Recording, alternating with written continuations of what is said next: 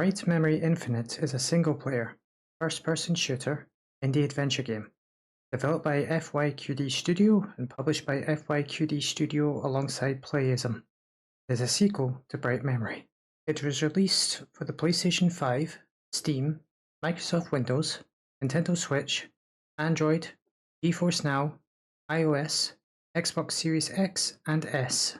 The protagonist for the game is Shelia, an agent for the SRO Emergency Inspection Team, an elite unit tasked with handling various anomalies. Shelia, sorry to disturb you while you're off. It's an urgent mission from HQ. Each team member has been assigned a survey mission. Begin your investigation as soon as you receive your assigned location. Okay, what's the current situation?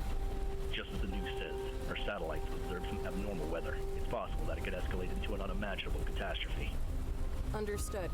I'll contact the closest airfield and head out immediately. Being tasked with investigating an outbreak of an unusually violent storm, Shelia is dragged into a potential apocalyptic event even she may be unprepared for.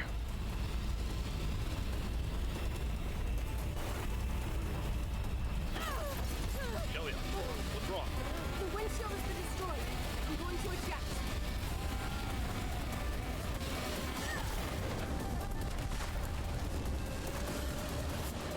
Director Chen, I managed to escape the aircraft. I can see a massive black hole up ahead. Black hole. Understood. I'll inform the other team members. For now, find a safe place to descend. Roger.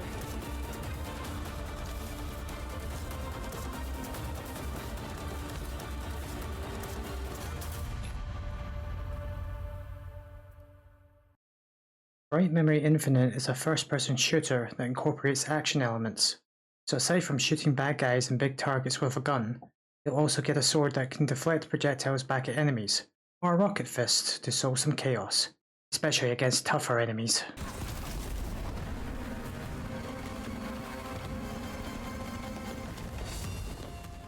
The game also incorporates wall running to allow you to access higher areas, but it doesn't feature this much. The game offers a variety of ways to deal with enemies, from shooting them full of holes, to slicing them up, or even just giving them a good old falcon punch for a laugh. Did I also mention the grappling hook? While handy in some platforming sections, it's very good at crowd control as well. In addition, the weapons in the game can all be upgraded, from a large explosion when charging the fist, to homing rounds with the assault rifle. All of them can be used at the same time, requiring different methods to activate so you don't use one by accident.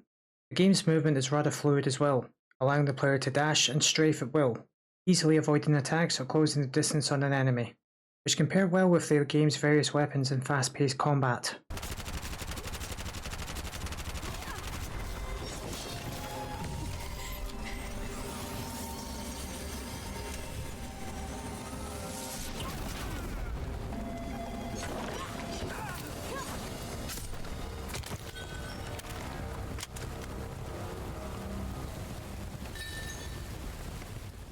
Unfortunately, the game has its downside as well.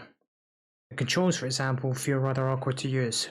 The keyboard and mouse feel rather stiff when using the hack and slash melee combos, but take this one with a grain of salt. With that being said, the game may be designed with a controller in mind, so I'm not sure if they're any better using one, as I didn't use one myself. As for the story, I find it to be rather dull. The opening to the game is interesting, showing a black hole in the middle of a valley, but after that point it drops, and it drops hard. There's also no explanation as to who this general and his forces are, other than an antagonist whose own goals conflict with our own.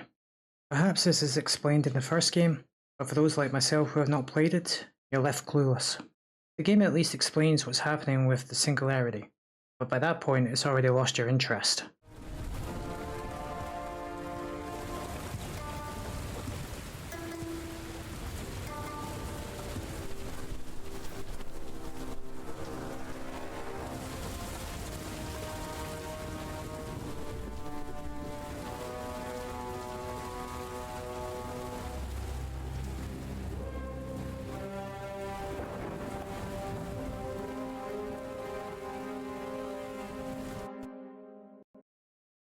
We're heading into some spoiler territory now. You've been warned. I've pretty much covered what I think of the game so far. The story and clunky keyboard and mouse controls are a letdown. The combat can be chaotic and fun at times. There are a few instances I really disliked, such as fighting on top of the airplanes.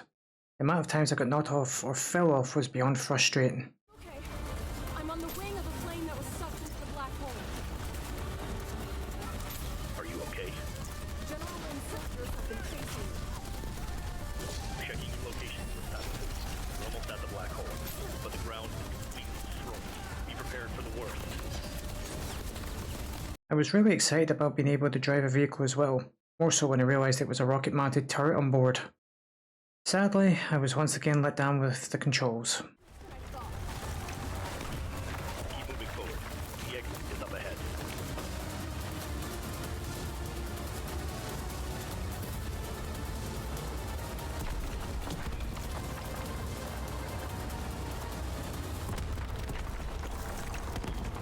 Oh no! The road! Ah! Shelly, get out of there now!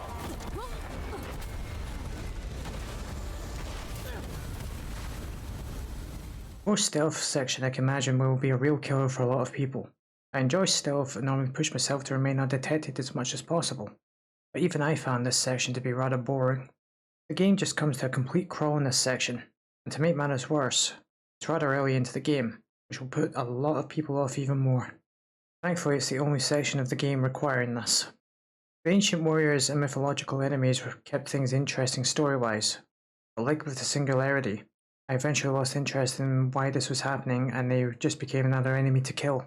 Overall, the story had potential. It had an interesting premise to go on, but it's sadly wasted. Thankfully, the gameplay mode makes up for it, most of the time. With that out of the way, let's hear your thoughts on Bright Memory Infinite. Unfortunately, I didn't get much response when asking people's opinions on this game, but that's alright. All's not lost. That's what we have a comment section for. So why not leave your thoughts down below and get a wee discussion going? Till next time.